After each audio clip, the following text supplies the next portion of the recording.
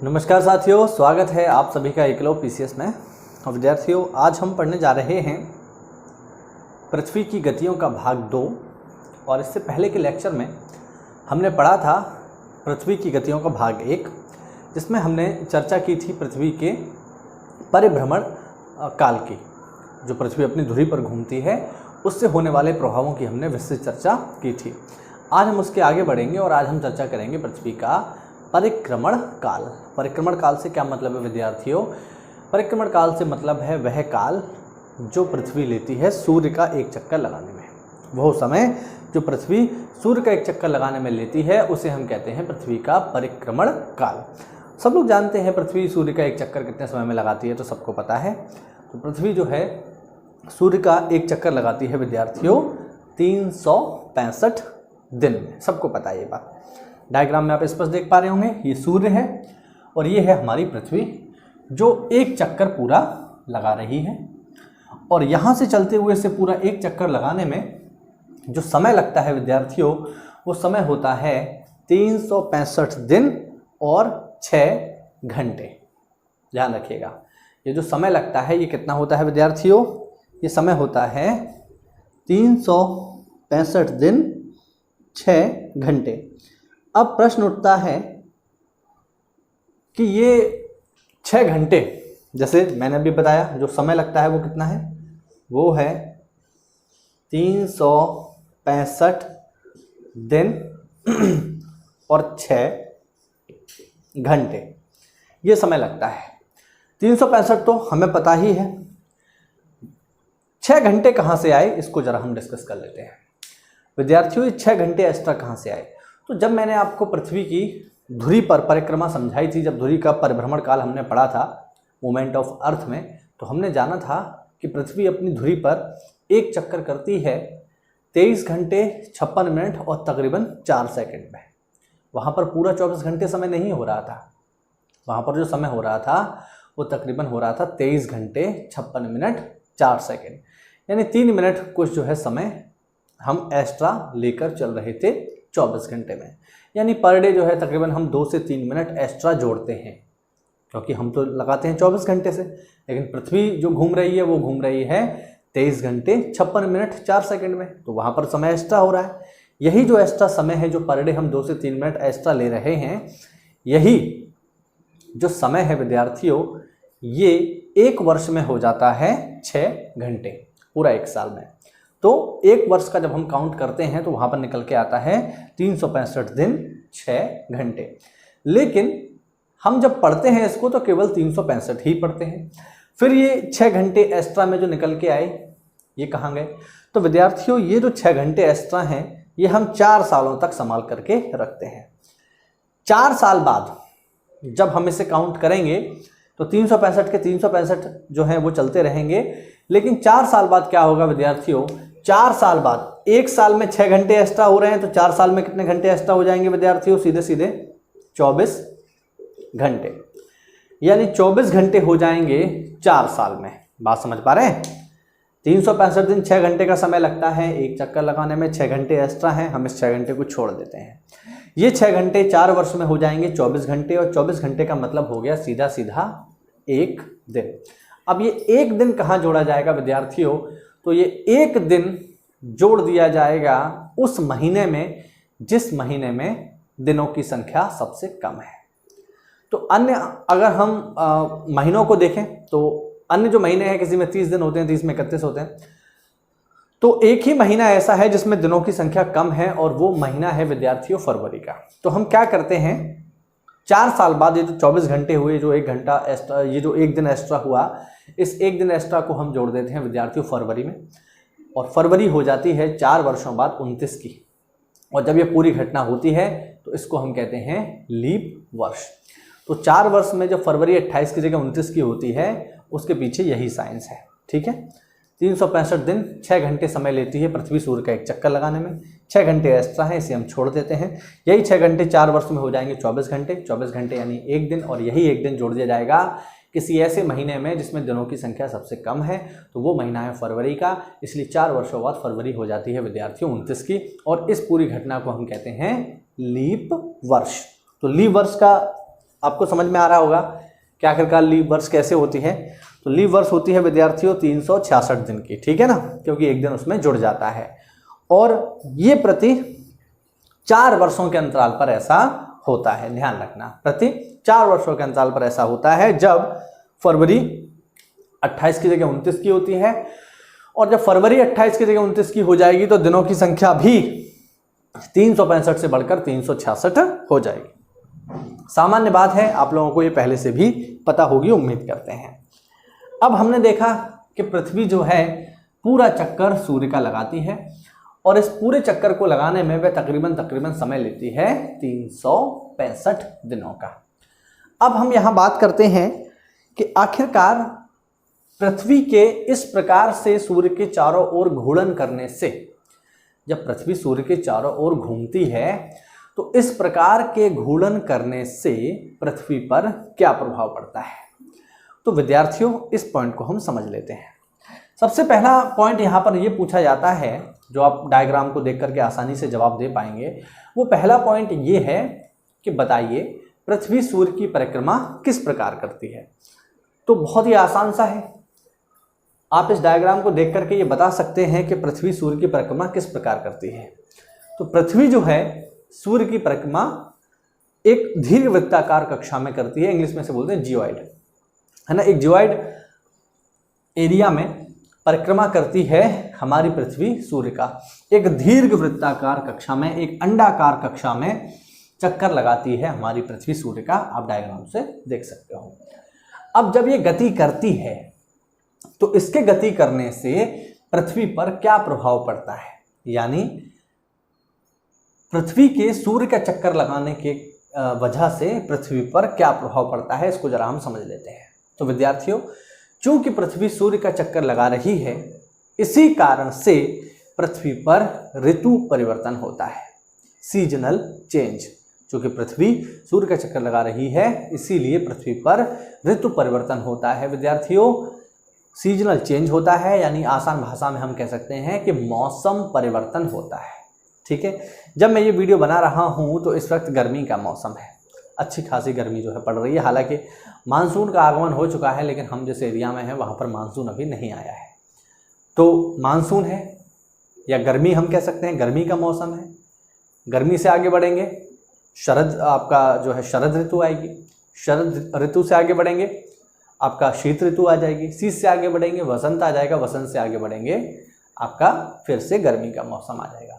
ये क्रम लगातार चलता रहता है, और ये क्रम आवश्यक भी है, केवल हमारे स्वास्थ्य के लिए नहीं, हमारे जीवन के लिए तो जरूरी है सो है। इसके अलावा जो प्राकृतिक वस्तुएं हैं, जो हमारे पेड़ पौधे हैं, जो हमारे जंगली जीव जानवर हैं, उनके लिए भी ये बहुत ही आवश्यक चीज़ है।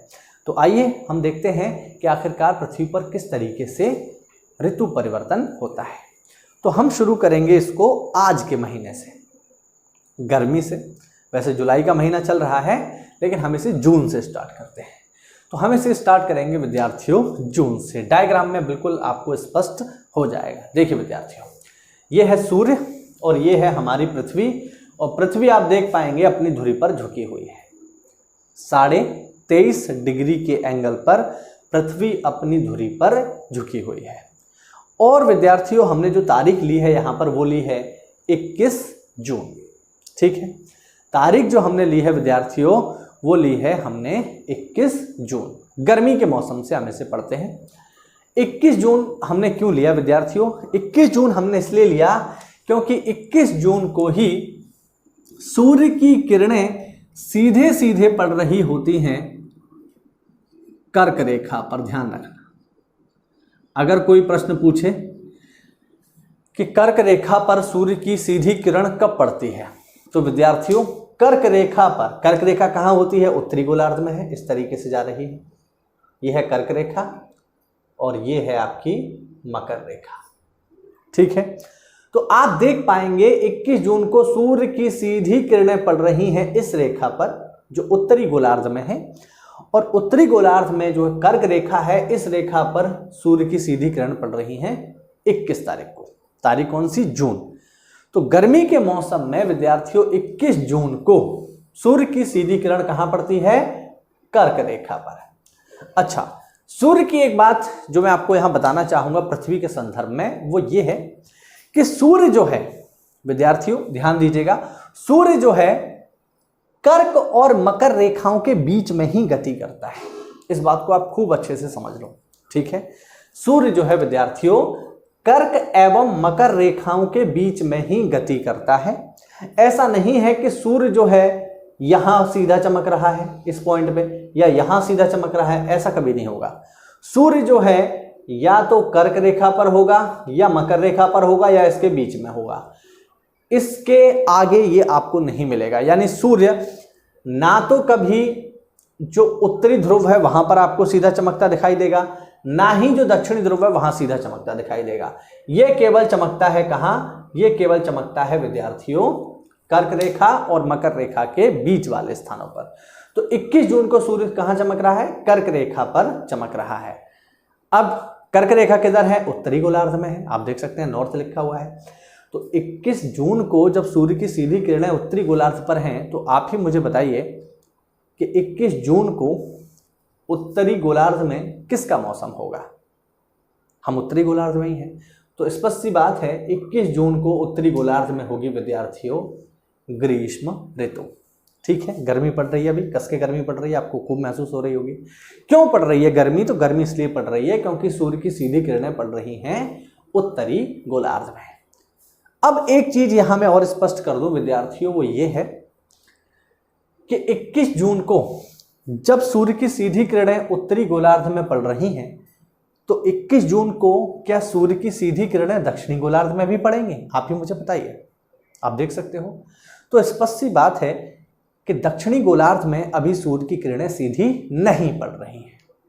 अब जब दक्षिणी गोलार्ध में सूर्य की सीधी किरणें नहीं पड़ रही हैं, तो दक्षिणी गोलार्ध में मौसम कैसा होगा? ठंडा होगा या गर्म होगा? ऑब्वियस सी बात है, ठंडा होगा। क्यों? क्योंकि सूर्य की सीधी किरणें नहीं पड़ रही हैं।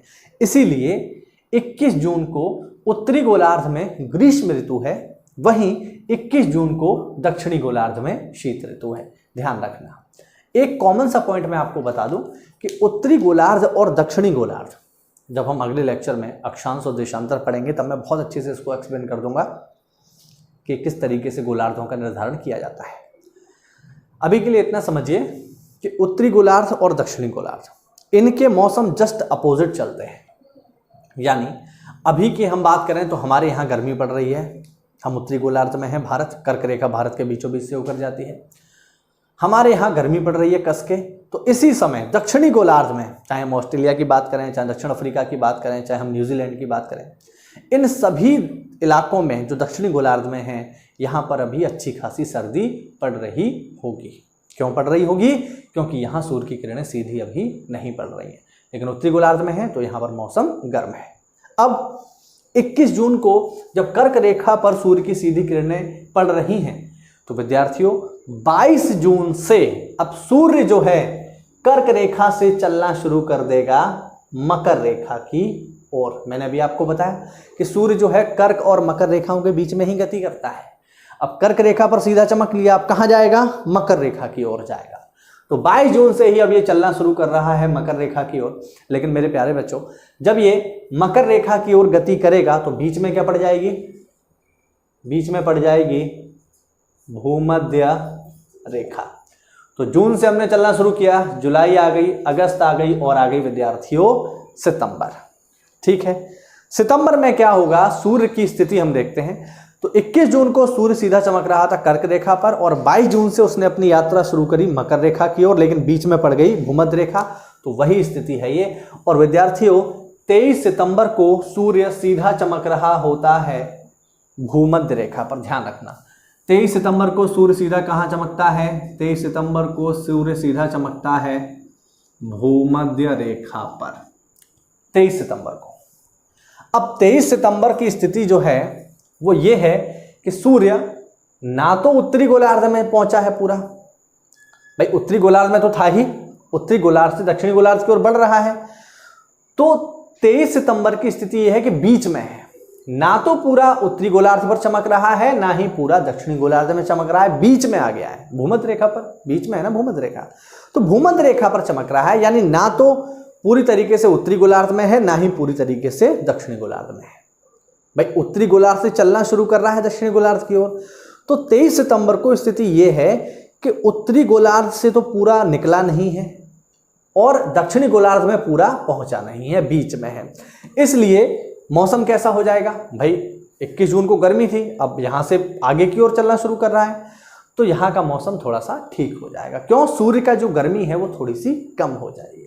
कम इसलिए हो जाएगी क्योंकि अब सूर्य यहाँ पर सीधा उत्तरी गोलार्ध में नहीं चमक रहा है, वो चमक रहा है भूमध्य रेखा पर, तो गर्मी कम हो जाएगी।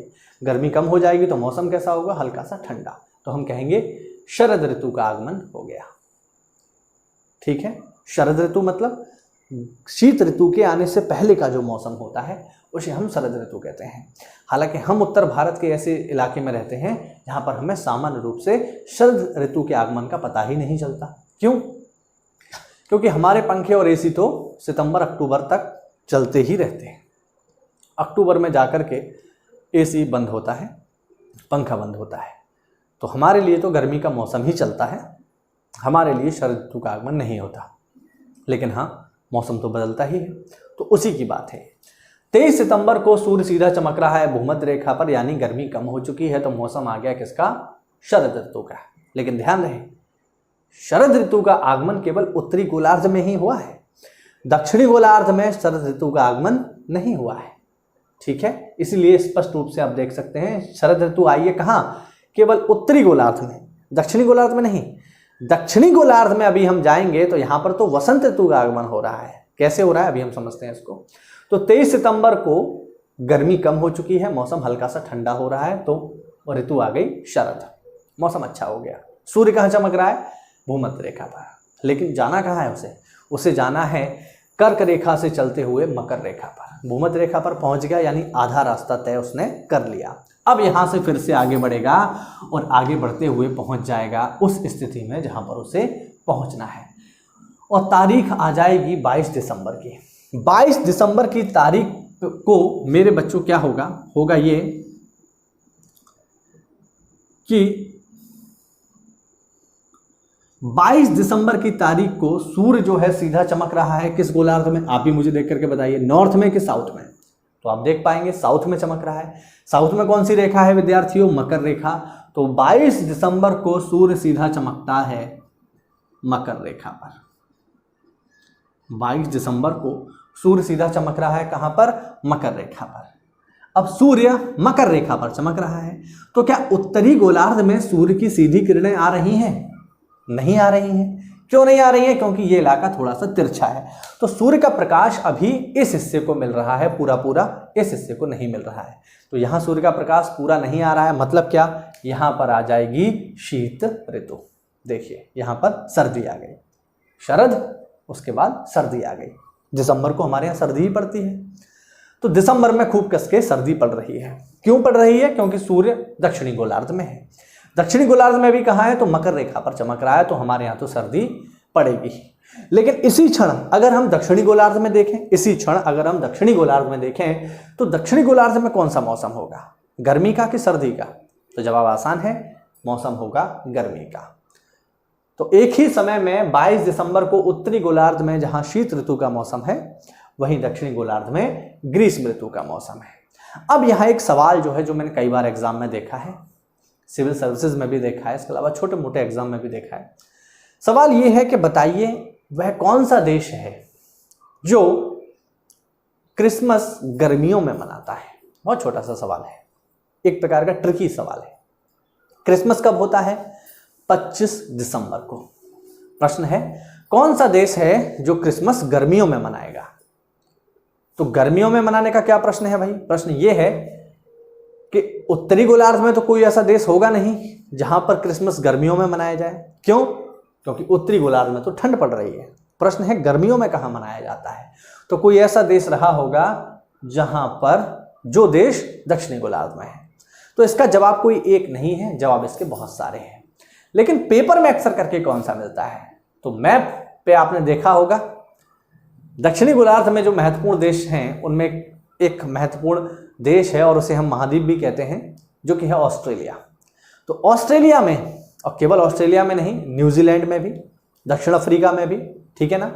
आपका पूरा का पूरा जो दक्षिणी अमेरिका है उसको अगर हम बात करें, चाहे चिली हो गया, चाहे पेरू हो गया, इन सभी में भी गर्मियों में ही क्रिसमस मनाया जाता है। गर्मियों में क्रिसमस इसलिए मनाया जा रहा है क्योंकि 25 दिसंबर को वो सारे देश गर्मी अनुभव करते हैं। क्यों अनुभव करते हैं? क्योंकि वह दक्षिणी गोलार्ध में है। तो ध्यान रखिएगा, ऐसा भी सवाल पेपर में आ चुका है। अब विद्यार्थियों, गर्मी का मौसम, अब यहाँ पर हम देख रहे हैं उत्तरी गोलार्ध को लेकर के चलेंगे। तो उत्तरी गोलार्ध में शीत ऋतु का आगमन हो गया है, बढ़िया सर्दी पड़ रही है। सूर्य कहाँ चमक रहा है? मकर रेखा पे। मैंने अभी आपको बताया कि सूर्य की जर्नी कहाँ से कहाँ के बीच रहती है? कर्क रेखा से मकर रेखा, मकर रेखा से कर्क रेखा, बस। इसके अलावा सूर्य और कहीं नहीं जाएगा। 21 जून को कर्क रेखा से चलना शुरू हुआ था और ठीक 6 महीने बाद मकर रेखा पर पहुंच गया। अब क्या होगा? दोबारा से रिपीट होने लगेगा। अब मकर रेखा से चलना शुरू करेगा, किस रेखा की ओर? कर्क रेखा की ओर। यही क्रम चलेगा। लेकिन जब ये चलना शुरू करेगा तो बीच में क्या आ जाएगी? अभी हमने देखा कर्क रेखा और मकर रेखा के बीच में क्या है? भूमध्य रेखा। तो फिर से भूमध्य रेखा पर पहुंच जाएगा। कब पहुंच जाएगा? 21 मार्च को।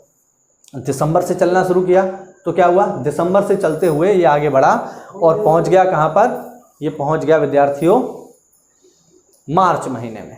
अब दिसंबर में कस के गर्मी पड़ रही है तो ये पहुंच गया मार्च में, 21 मार्च में।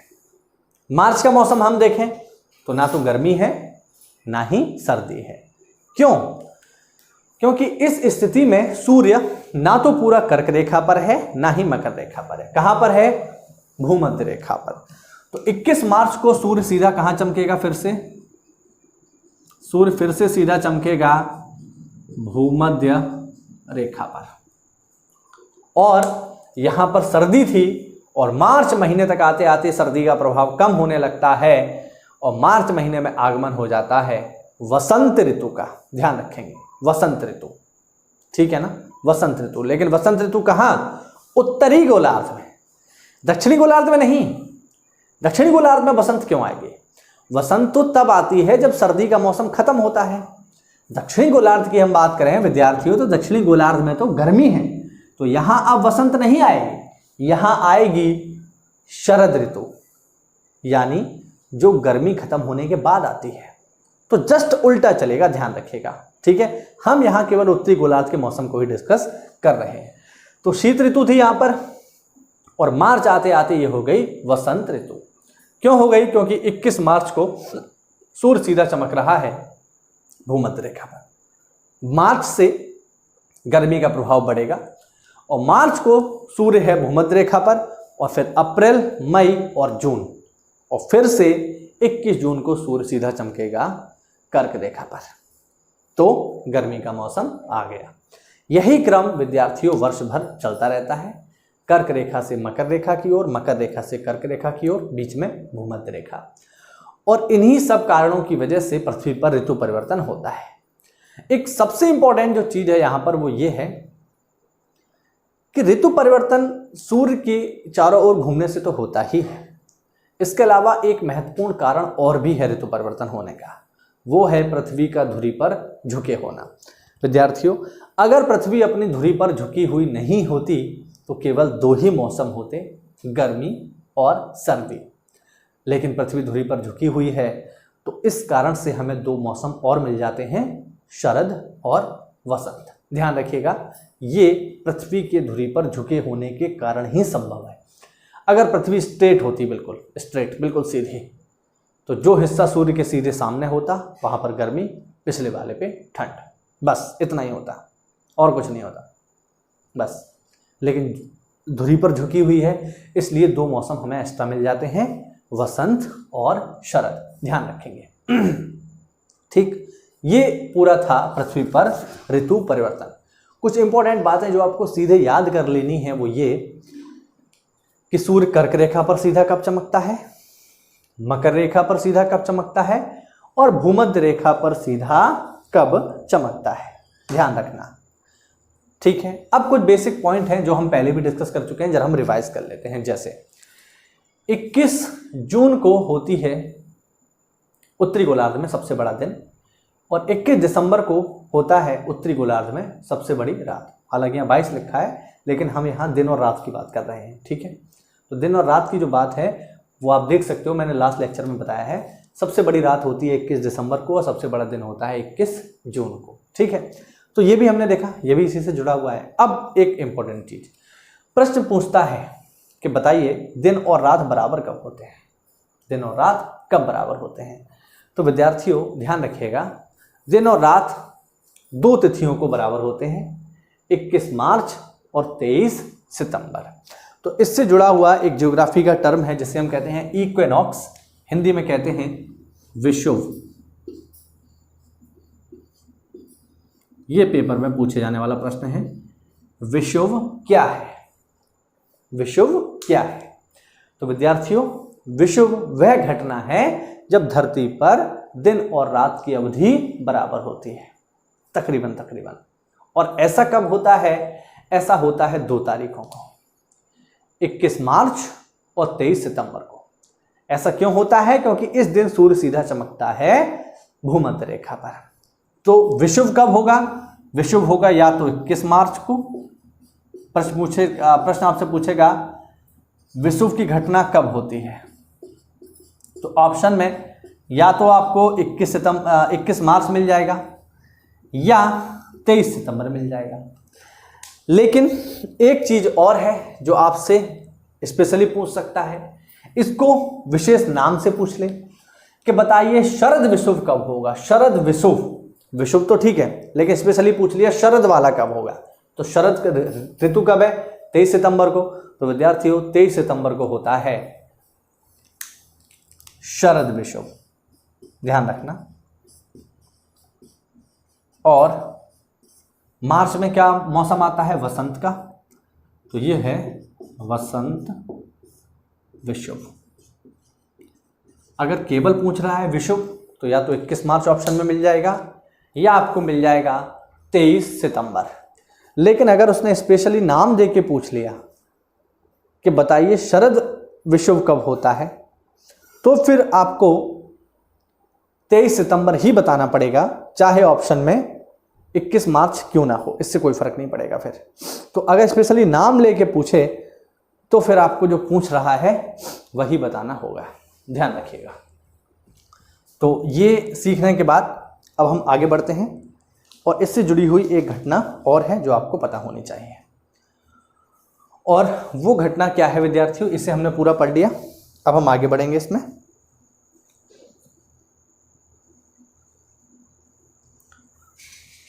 और अब हम यहां देखते हैं विद्यार्थियों उपसौर एवं अपसौर। तो इसको सीखने के बाद अब हम आगे बढ़ते हैं और अब हम देखेंगे यहां पर उपसौर और अपसौर क्या होता है, पेरिहेलियन और एपिहेलियन। बहुत छोटे छोटे टर्म हैं, एग्जाम में अक्सर करके पूछ लिए जाते हैं, ये घटना कब होती है। प्रश्न आपसे पूछ लेगा उपसौर क्या है, अपसौर क्या है और इनकी डेट क्या है। तो चलिए इसको हम सीख लेते हैं, जल्दी से आप इसका स्क्रीनशॉट ले लीजिए, फिर हम आगे बढ़ते हैं। तो चलिए इसे मैं थोड़ा सा साफ कर देता हूं।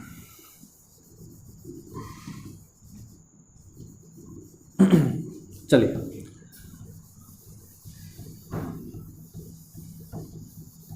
विद्यार्थियों, जैसा कि आप इस डायग्राम में देख पा रहे होंगे कि पृथ्वी जो है सूर्य का चक्कर बिल्कुल गोल पथ में नहीं लगा रही है।